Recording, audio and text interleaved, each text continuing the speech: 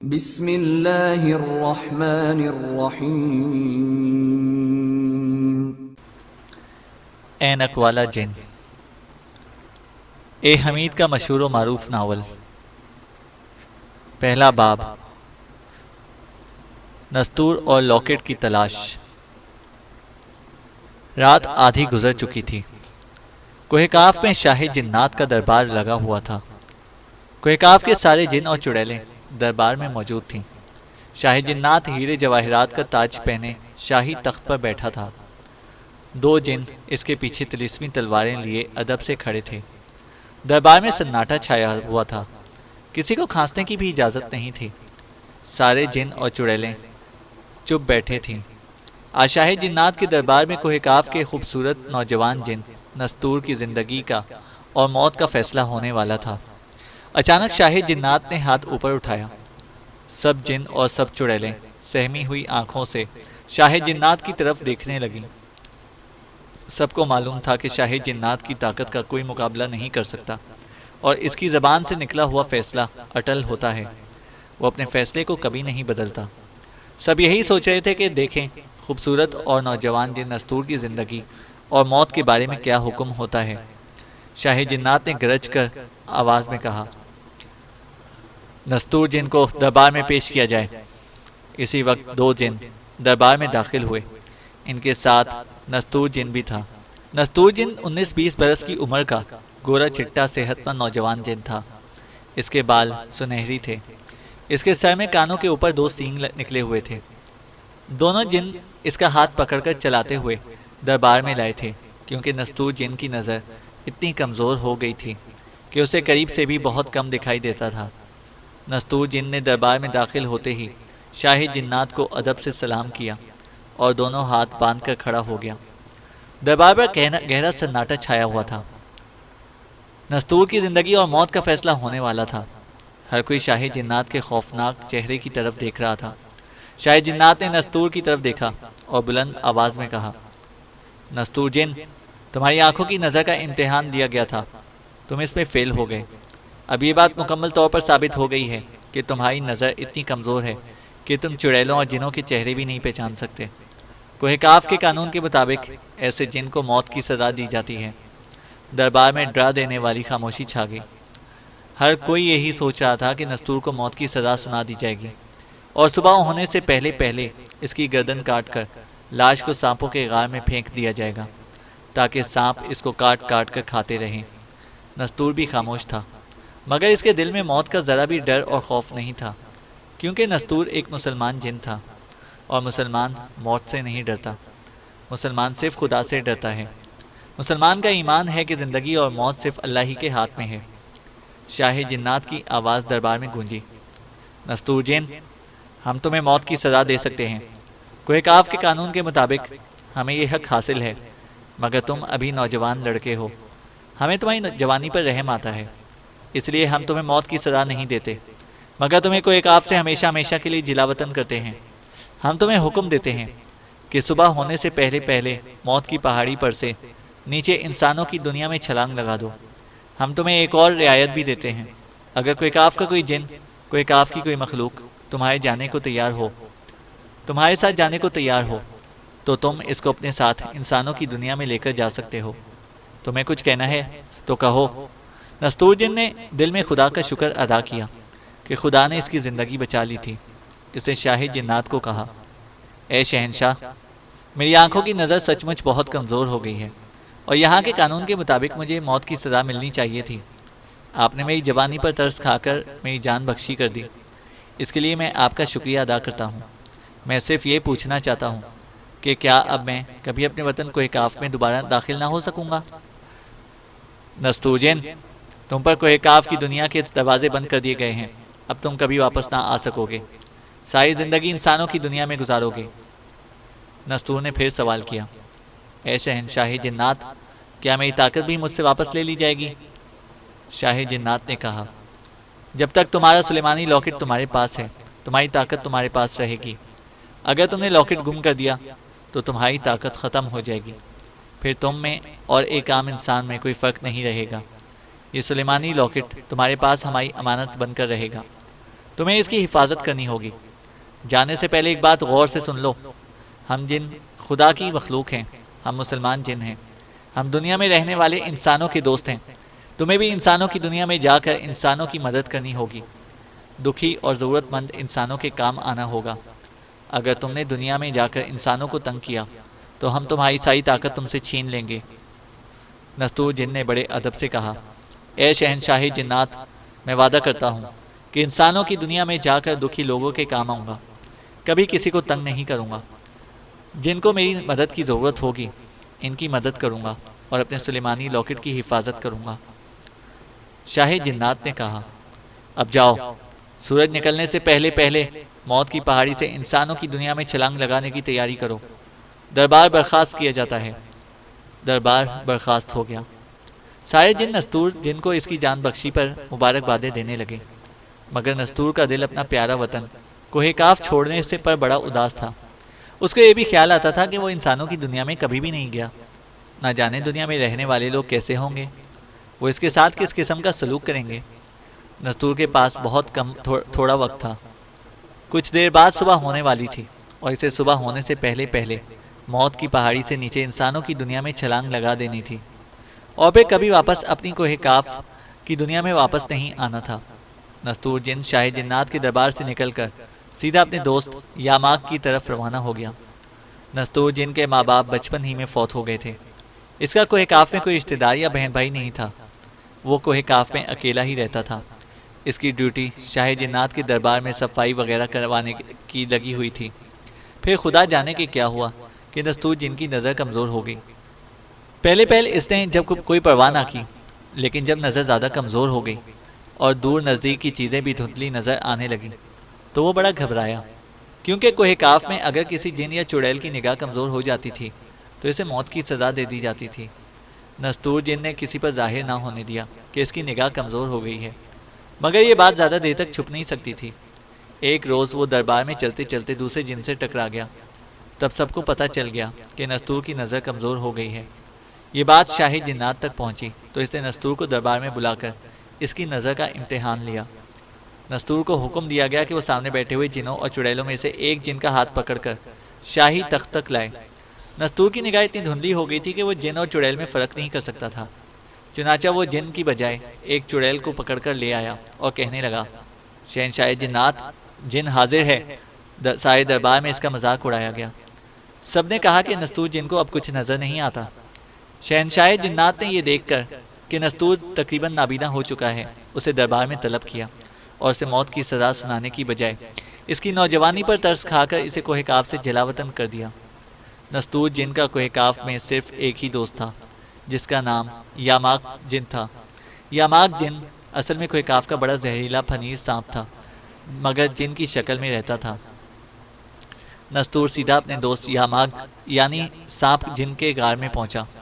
یاماک جن جنگل کے ایک غار میں رہتا تھا۔ نستور غار میں گیا تو اس کا جگری دوست یاماک پلنگ پر بیٹھا کسی گہری سوچ میں گم تھا۔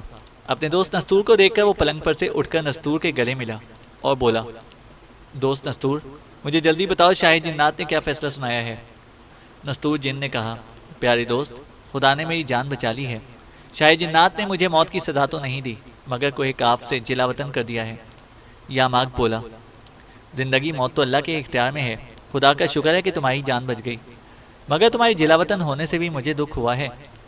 نستور نے کہا، پیارے یاماک، میں تم سے آخری بار ملاقات کرنے کے لیے آیا ہوں، شاید اس کے بعد ہم دونوں دوست کبھی بھی نہیں مل سکیں گے۔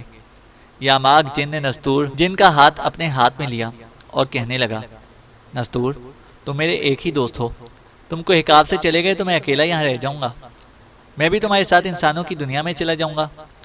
نستور جن بولا، دوست یاماک، میں تمہاری محبت کا شکریہ ادا کرتا ہوں، لیکن دوست تم میرے ساتھ خواہ مخواہ کیوں جلاوطن ہوتے ہو؟ مجھے میرے حال پر چھوڑ دو، زندگی رہی اور خدا نے کوئی سبب بنا دیا تو شاید کبھی پھر دونوں دوست مل جائیں۔ یاماک جن کہنے لگا، میرا فیصلہ اٹل ہے نستور، میں تمہارا دوست ہوں، اور سچا دوست وہی ہوتا ہے جو مصیبت کے وقت اپنے دوست کے کام آئے، اس کو اکیلا نہ چھوڑ دے، میں ابھی اسی وقت تمہارے ساتھ چل رہا ہوں۔ نستور نے اپنے دوست یاماک کو گلے لگا لیا، کہنے لگا، پیارے دوست، اگر تمہاری یہی مرضی ہے تو مجھے تمہارے فیصلے سے بڑی خوشی ہوئی ہے، 1 اور 1 11 ہوتے ہیں۔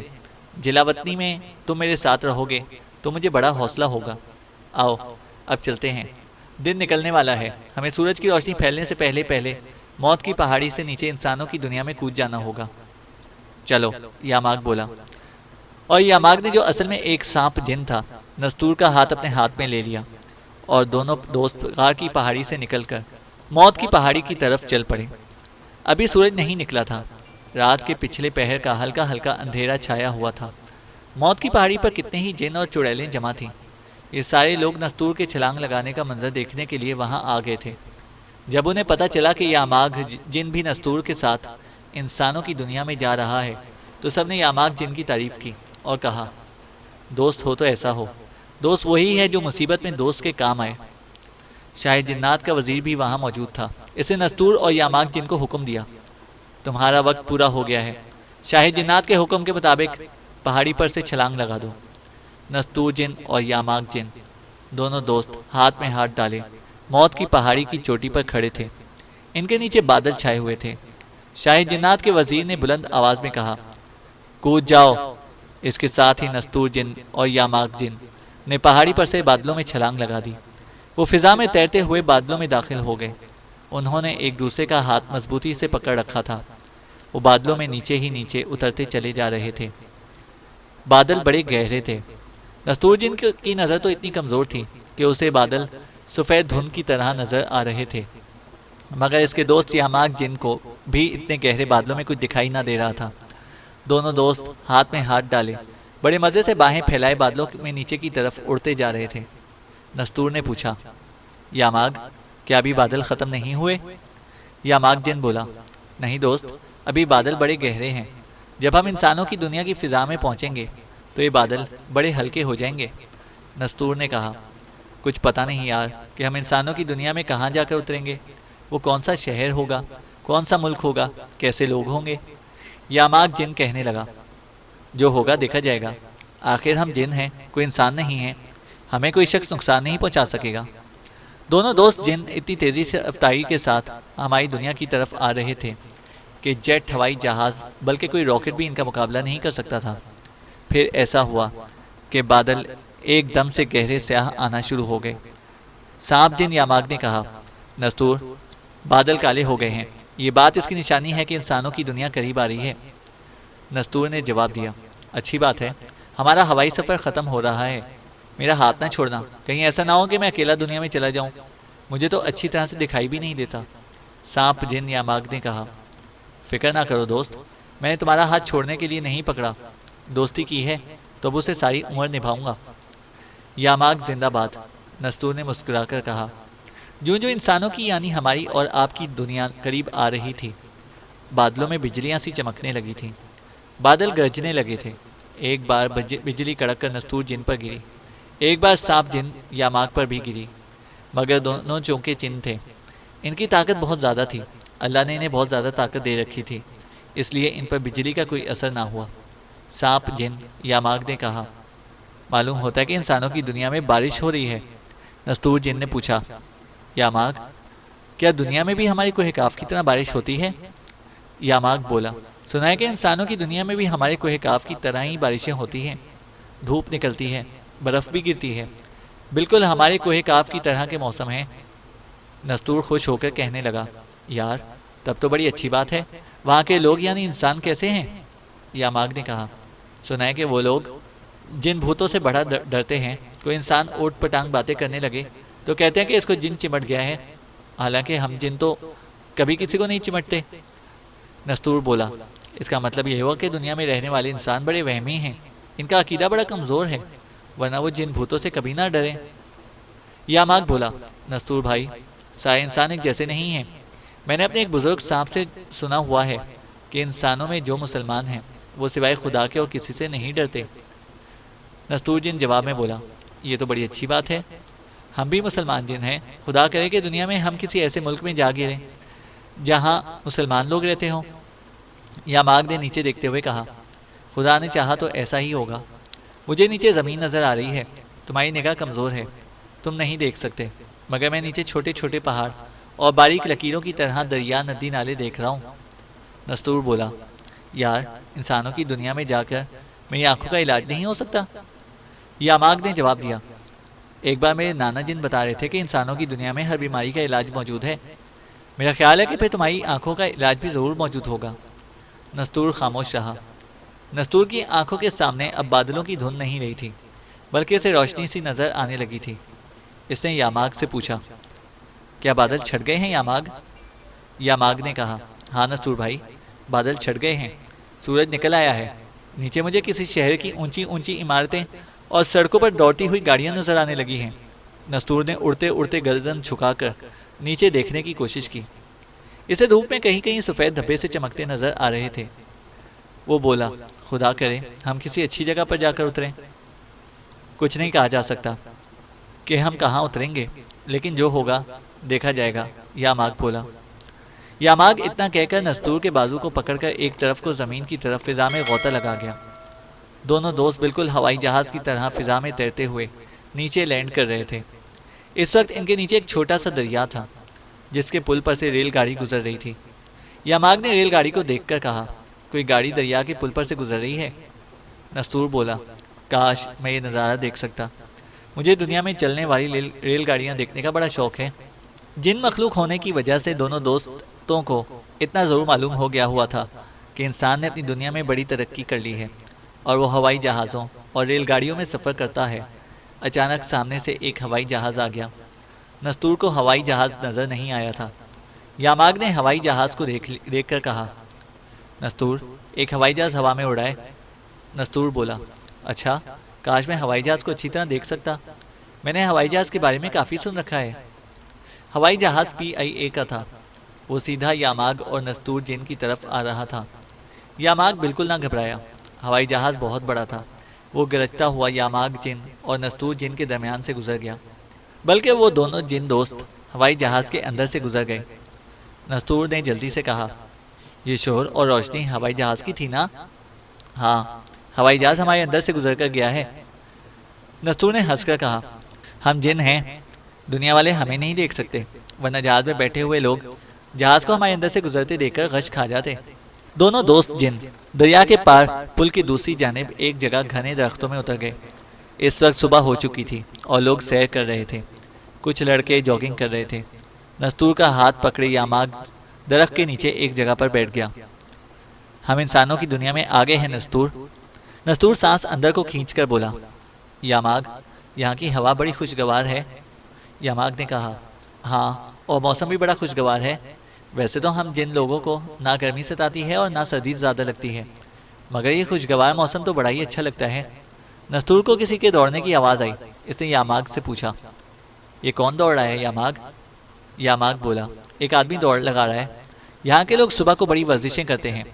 نستور نے کہا، یار اب پتہ کرنا چاہیے کہ کون سا ملک ہے اور ہم کون سے شہر میں اتر آئے ہیں۔ یاماگ بھی چونکہ کوہ کاف کا جن تھا، اس لیے اس کے سر پر بھی نستور کی طرح دو سینگ نکلے ہوئے تھے۔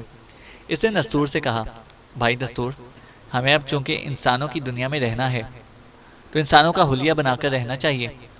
یہ جو ہمارے سروں پر سینگ اگے ہوئے ہیں، ان سے تو یہاں کے لوگ ڈر جائیں گے اور تمہیں کوئی اپنے قریب بھی نہیں پھٹکنے دے گا۔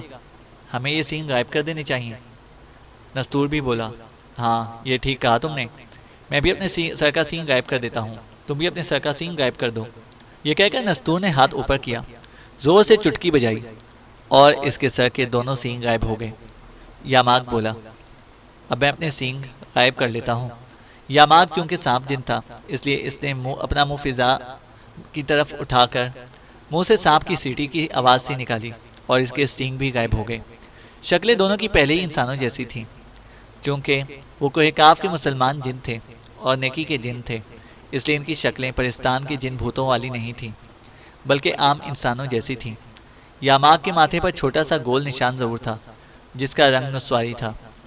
جب وہ سانپ بنتا تھا تو یہ نشان سرخ ہو کر انگارے کی طرح دہکنے لگتا تھا۔ عام نظر سے دیکھنے پر یہ کسی معمولی سی چوٹ کا نشان نظر لگتا تھا۔ یاماگ نے نستور سے کہا، تمہاری نظر بہت کمزور ہے، اس لیے تم یہیں بیٹھو، میں پل پار جا کر لوگوں سے معلوم کرتا ہوں کہ یہ کون سا ملک اور کون سا شہر ہے۔ نستور بولا، یار جلدی آنا۔ یاماگ نے جاتے ہوئے کہا، تم فکر نہ کرو، میں یوں گیا اور یوں آیا، اور یاماگ جن دریا کے پل کی طرف اڑتا چلا گیا۔ کوہ کاف کے نیک جن ہونے کی وجہ سے نستور اور یاماگ میں ایک طاقت یہ بھی تھی کہ وہ دنیا کی ہر زبان پڑھ سکتے تھے، سمجھ سکتے تھے اور بول بھی سکتے تھے۔ جہاں چاہیں جس وقت چاہیں غائب ہو سکتے تھے۔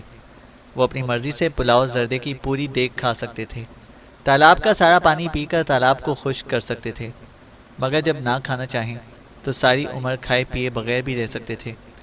انہیں نہ بھوک لگ سکتی تھی اور نہ ہی پیاس لگتی تھی۔ یاماگ چونکہ سانپ جن تھا، اس لیے وہ جب چاہے اپنی جون بدل کر، اپنا روپ بدل کر سانپ بن سکتا تھا اور سانپ بن کر ہوا میں اڑ سک کر جہاں چاہے جا سکتا تھا۔ اس کا زہر اتنا زبردست تھا کہ وہ اگر کسی انسان کو ڈس دے تو اس کے سارے جسم میں آگ لگ جاتی اور وہ جل کر کوئلہ بن جاتا۔ اس کی پھنکار میں اتنی گرمی تھی کہ اگر وہ کسی پانی کے تالاب پر پھنکار مار دے تو تالاب کا پانی ایک دم خشک ہو کر رہ جائے گا۔ یاماگ کی ساری طاقت کا راز اس کے منکے میں تھا۔ یاماگ کے منہ کے اندر ایک تھیلی سی بنی ہوئی تھی۔ یہ منکا اس تھیلی کے اندر چھپا رہتا تھا۔ جب کبھی یاماگ سانپ کی شکل اختیار کرتا تب بھی یہ منکا یاماگ کے سانپ والے منہ کے اندر جھلی والی تھیلی کے اندر ہی رہتا تھا۔ جس طرح نستور جن کی طاقت کا راز اس کے لاکٹ میں تھا، اسی طرح سانپ جن یاماگ کی طاقت کا راز بھی اس کے منکے میں تھا۔ اگر یاماگ سے اس کا منکا چھین لیا جاتا تو اس کی ساری طاقت ختم ہو جاتی۔ یاماگ چلتے چلتے دریا کے پل کے پاس آیا تو وہاں ایک جگہ کوئی سپیرا ڈگڈگی اور بانسری بجا کر سانپوں کا تماشا دکھا رہا تھا۔ بہت سے لوگ کھڑے سانپوں کا تماشا دیکھ رہے تھے۔ یاماگ نے قریب جا کر ایک آدمی سے پوچھا، کیوں بھائی، اس شہر کا کیا نام ہے؟ اس آدمی نے حیران ہو کر یاماگ کی طرف دیکھا اور ہنس کر کہا، تم کتنے عجیب آدمی ہو کہ جس شہر میں چل پھر رہے ہو اس کے نام سے ہی واقف نہیں ہو۔ یاماگ نے تھوڑا سا شرمندہ ہو کر کہا، بھائی جان، میں یہاں بالکل اجنبی ہوں، بلکہ اتفاق سے آ گیا ہوں۔ آپ مجھے اس شہر کا نام بتا دیں تو آپ کی مہربانی ہوگی۔ یاماگ اردو زبان میں بات کر رہا تھا۔ اپنی جن کی طاقت کی وجہ سے وہ جس ملک میں تھا، اس کی ملک کی ہر زبان میں بات کر سکتا تھا۔ وہ آدمی کہنے لگا، بھائی، یہ شہر لاہور ہے اور یہ ملک پاکستان ہے۔ اب ایسا کرو کہ کسی ڈاکٹر کے پاس جاؤ اور اپنے دماغ کا علاج کراؤ۔ وہ آدمی دوسری بات کر کے سانپوں کا تماشا دیکھنے لگا۔ ملک اور شہر کا تو یاماگ کو پتہ چل ہی گیا تھا۔ اس کا جی چاہا کہ ذرا انسانوں کی دنیا کے سانپوں کا تماشا بھی دیکھ لے۔ چنانچہ وہ ذرا آگے ہوا اور تماشا دیکھنے لگا۔ اس وقت ایک کافی موٹا سانپ کنڈلی مارے بیٹھا تھا اور سپیرے کا لڑکا بانسری اور ڈگڈگی بجا کر اس کے گرد چکر لگا رہا تھا۔ اس لڑکے کا تجربہ کار بوڑھا سپیرا باپ ذرا پرے ہو کر بیٹھا ایک سانپ کو پٹاری میں بند کر رہا تھا۔ اچانک سانپ نے ہلکی سی پھنکار مار کر منہ اوپر کو اٹھایا۔ تجربہ کار بوڑھا سپیرا فوراً سمجھ گیا کہ کوئی انہونی بات ہو گئی ہے۔ اس نے سانپ کو تو پٹاری میں بند کر دیا اور جو سانپ زمین پر کنڈلی مارے بیٹھا تھا اس کی طرف دیکھا۔ بوڑھا سپیرا یہ دیکھ کر حیران سا ہو گیا کہ کنڈلی والا سانپ بھی بے چین ہو رہا تھا اور بار بار اپنا سر اوپر اٹھا کر لوگوں کے ہجوم میں ایک طرف دیکھ رہا تھا۔ ان دونوں سانپوں کو پتہ چل گیا تھا کہ وہاں کوئی کاف کا جن سانپ یاماگ انسانی شکل میں موجود ہے۔ بوڑھے سپیرے نے اپنی ساری عمر سانپوں میں گزاری تھی۔ اس کے نانا سپیرے نے اسے بتایا ہوا تھا کہ کوہ کاف میں جن سانپ یاماگ رہتا ہے۔ اس کی نشانی یہ ہے کہ اس کے ماتھے پر نسواری رنگ کا چھوٹا سا گول نشان ہوتا ہے۔ اگر کوئی سپیرا اس سانپ کا منکا حاصل کر لے تو وہ زمین کے اوپر اور زمین کے اندر چھپے ہوئے سارے خزانوں کا مالک بن سکتا ہے۔ بوڑھے سپیرے کے نانا سپیرے نے مرتے وقت وہ منتر بھی بتا دیا تھا جس کو پڑھ کر اگر یاماگ سانپ پر پھونک دیا جائے تو یاماگ سانپ بے ہوش ہو جاتا ہے۔ بوڑھے سپیرے نے اس طرف دیکھا جس طرف کنڈلی والا سانپ گردن اٹھا کر دیکھ رہا تھا۔ بوڑھے سپیرے کا چہرہ خوشی سے کھل گیا۔ اسے لوگوں کے ہجوم سے یاماگ سانپ کو انسانی شکل میں دیکھ لیا تھا۔ بوڑھا سپیرا منہ ہی منہ میں منتر پڑھتا ہوا اپنی جگہ سے اٹھا اور سیدھا اس جگہ آ گیا جہاں یاماگ جن لوگوں کے درمیان کھڑا تماشا دیکھ رہا تھا اور خوش ہو رہا تھا۔ کوہ کاف کے جن چونکہ بھولے بھالے اور نیک جن ہوتے ہیں، اس لیے وہ دوسروں کو بھی بھولا بھالا اور نیک دل ہی سمجھتے ہیں۔ انہیں یہ معلوم ہی نہیں ہوتا کہ انسانوں میں بڑے بڑے عیار اور خطرناک لوگ بھی ہوتے ہیں۔ چنانچہ جب بوڑھا سپیرا پیسے جمع کرنے والی تھالی ہاتھ میں لیے لوگوں سے ایک ایک پیسہ لیتا یاماگ جن کے پاس آیا تو یاماگ کو ذرا بھی شک نہ ہوا کہ اس بوڑھے سپیرے کے دل میں اس کے خلاف بڑی خطرناک سازشیں تیار ہو چکی ہیں۔ بوڑھا سپیرا یاماک کے بالکل سامنے آ گیا۔ اس نے یاماک کے ماتھے پر نسوائی رنگ کا گول نشان دیکھا تو خوشی سے اس کی آنکھیں چمک اٹھیں۔ اس کا شکار اس کے بالکل سامنے موجود تھا۔ بوڑھا سپیرا منہ میں منتر پڑے جا رہا تھا۔ یاماک کے قریب آتے ہی سپیرے نے منتر پورا کر کے اس کے چہرے پر ہاتھ آہستہ سے پھونک ماری اور یاماک کا سر چکرایا اور وہ بے ہوش ہو کر گر پڑا۔ لوگ ایک دم پرے پرے ہٹ گئے۔ بوڑھے سپیرے نے بڑی مکاری سے کام لیتے ہوئے لوگوں سے کہا، بھائیو، اس پر میری کنڈلی والے سانپ کا اثر ہو گیا ہے۔ جس نے اس کو ہاتھ لگایا وہ بھی بے ہوش ہو جائے گا۔ میرے پاس ڈیرے پر اس جادو کا توڑ موجود ہے۔ میں اس بے ہوش نوجوان کو اپنے ڈیرے پر لے جا کر بالکل ٹھیک کر دوں گا۔ پرے پرے ہٹ جاؤ، پرے پرے ہٹ جاؤ۔ لوگ سانپ کے جادو طلسم کی بات سن کر ڈر کر پرے پرے ہٹ گئے۔ کچھ تو وہاں سے چلے گئے۔ بوڑھے سپیرے نے اپنے بیٹے سے کہا، بیٹا، اس کو اٹھا کر تانگے رکشے میں ڈالو۔ اس کا جلدی علاج نہ کیا تو بیچارہ ساری زندگی کے لیے نابینا ہو جائے گا۔ سپیرے اور اس کے بیٹے نے مل کر یاماک کو ایک رکشے میں ڈالا، خود بھی اپنی سانپوں کی پٹاری لے کر رکشے میں بیٹھ گئے اور رکشا شہر سے باہر سپیروں کے ڈیرے کی طرف روانہ ہو گیا۔ دوسری طرف نستور جن کو جب بیٹھے بیٹھے کافی دیر ہو گئی اور اس کا دوست یاماک جن واپس نہ آیا تو وہ بے چین سا ہو گیا۔ دل میں دعا مانگنے لگا کہ یا اللہ، خیریت ہو، کہیں یاماک کو کوئی حادثہ نہ پیش آ گیا ہو۔ اتنا وہ جانتا تھا کہ یاماک نہ کسی موٹر کے نیچے آ کر مر سکتا ہے اور نہ اس پر کسی کا خنجر اور گولی ہی اثر کر سکتی ہے۔ مگر جب وہ درخت کے نیچے بیٹھے بیٹھے نستور جن کو 2 گھنٹے گزر گئے اور یاماک واپس نہ آیا تو وہ گھبرا کر اٹھ کر کھڑا ہوا۔ کوہ کاف سے نکلنے کے بعد نستور کی کچھ طاقتیں وہیں کوہ کاف میں چھین لی گئی تھیں۔ مثلاً جن یہ معلوم کر لیتے تھے کہ فلاں آدمی اس وقت کہاں ہوگا، فلاں شہر میں اس وقت کس قسم کا موسم ہوگا، مگر نستور کے پاس اب یہ طاقت نہیں تھی۔ اس لیے وہ یہ معلوم نہیں کر سکتا تھا کہ سانپ جن یاماک اس وقت کہاں موجود ہے اور کس حال میں ہے۔ اسے خود چل کر معلوم کرنا تھا کہ یاماک کہاں رہ گیا ہے، مگر مشکل یہ تھی کہ نستور جن کی نظر بہت زیادہ کمزور تھی۔ وہ راستہ نہیں دیکھ سکتا تھا۔ دور سے تو اسے بالکل ہی کچھ نظر نہیں آتا تھا، قریب سے بھی انسانوں کے چہرے دھندلے دھندلے سے دکھائی دیتے تھے۔ نستور جن بڑا پریشان ہوا کہ یا اللہ، یاماک کہاں کھو گیا۔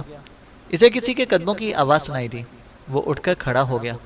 کوئی جاگنگ کرتا اس کی طرف آ رہا تھا۔ یہ عمران تھا، جو گلبرگ کے ایک انگلش اسکول میں 9th اسٹینڈرڈ میں پڑھتا تھا۔ عمران ہر روز اپنے ڈیڈی کے ساتھ ڈیڈی کی پرانی فوکس ویگن میں بیٹھ کر صبح سویرے جاگنگ کرنے دریا والی پارک میں آیا کرتا تھا۔ اس وقت وہ پارک میں جاگنگ کرتے ہوئے اپنا دوسرا چکر پورا کر رہا تھا۔ اس کے ڈیڈی باغ میں سیر کر رہے تھے۔ جب عمران نستور جن کے قریب سے گزرا تو نستور نے عمران کو آواز دی، بھائی، ذرا میری بات سننا۔ عمران رک گیا۔ وہ نستور کے پاس آیا۔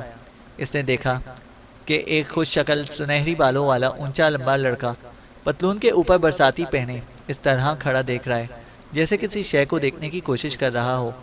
اس نے پوچھا، تمہارا نام کیا ہے بیٹا؟ عمران نے مسکرا کر کہا، میرا نام عمران ہے۔ آپ کون ہیں؟ مجھے کس لیے بلایا ہے؟ نستور جن نے کہا، عمران بیٹا، میرا نام نستور ہے۔ میں اپنے دوست کے ساتھ اس شہر میں نیا آیا ہوں۔ میرا دوست کھانے کے لیے کچھ لینے دریا کے پل کی طرف گیا تھا۔ کتنی دیر ہو گئی ہے، ابھی تک نہیں آیا؟ بیٹا، میری نظر بہت کمزور ہے، میں 2 قدم سے آگے نہیں دیکھ سکتا۔ مجھے میرے دوست کا پتہ کر دو۔ اس کا قد درمیانہ، رنگ گندمی اور بال گھنگریالے ہیں۔ اس نے بھی میری طرح پتلون اور برساتی پہن رکھی ہے۔ عمران بولا، اچھا انکل، میں ابھی پتہ کر کے آتا ہوں، آپ یہیں بیٹھے۔ عمران جاگنگ کرتا دریا کے پل کی طرف چل دیا۔ دریا کا پل وہاں سے دور نہیں تھا۔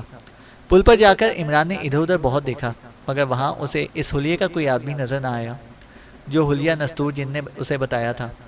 وہ واپس آ گیا اور نستور سے کہنے لگا، انکل نستور، پل پر تو ایسا کوئی آدمی نہیں ہے، میں نے سب جگہ دیکھا ہے۔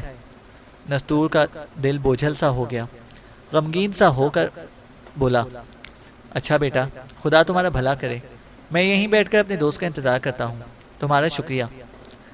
عمران مسکرا کر بولا، نو پرابلم انکل، اور جاگنگ کرتا آگے نکل گیا۔ عمران ہر صبح پارک کے 2 چکر لگاتا تھا۔ وہ اپنا دوسرا چکر پورا کر کے پارک کے گیٹ پر آ گیا جہاں ان کی پرانی فوکس ویگن کھڑی تھی اور اس کے ڈیڈی بونٹ اٹھا کر انجن کا کوئی نٹ کس رہے تھے۔ عمران کا سانس پھولا ہوا تھا۔ اس نے گاڑی کے پچھلے ٹائر پر زور سے ٹوکر ماری اور کہا مائی فٹ، ٹریش، بالکل ٹریش۔ ڈیڈی نے بونٹ کے نیچے سے سر باہر نکال کر انگلی سے اپنی ناک پر اینک ٹھیک کرتے ہوئے عمران کو ڈانٹا۔ عمران بیٹا ایسی بات نہیں کیا کرتے۔ عمران بولا ڈیڈی آپ نئی کار کیوں نہیں لے لیتے؟ میرے سارے دوست نئی کاروں میں اسکول آتے ہیں۔ ڈیڈی نے کہا بیٹا وہ امیر ماں باپ کے بیٹے ہیں، میں اتنا امیر نہیں ہوں، آرام سے بیٹھو ابھی ٹھیک ہو جاتی ہے۔ مگر ڈیڈی کی گاڑی اب کباڑہ ہو چکی تھی۔ عمران کو معلوم تھا کہ یہ گاڑی اتنی جلدی ٹھیک نہیں ہوگی۔ اسے بھی کوئی جلدی نہیں تھی کیونکہ اسکول میں اس روز چھٹی تھی۔ وہ اپنے ایک دوست کے ساتھ پارک میں فٹ بال کھیلنے لگا۔ عمران جب فٹ بال کھیلتے کھیلتے تھک گیا تو ڈیڈی کے پاس آ کر کہنے لگا ڈیڈی گاڑی کب ٹھیک ہوگی؟ ڈیڈی نے گاڑی کا بونٹ گراتے ہوئے کہا بیٹا اس کا ایک نٹ بولٹ ٹوٹ گیا ہے، نیا نٹ بولٹ لینا پڑے گا تو گاڑی چلے گی۔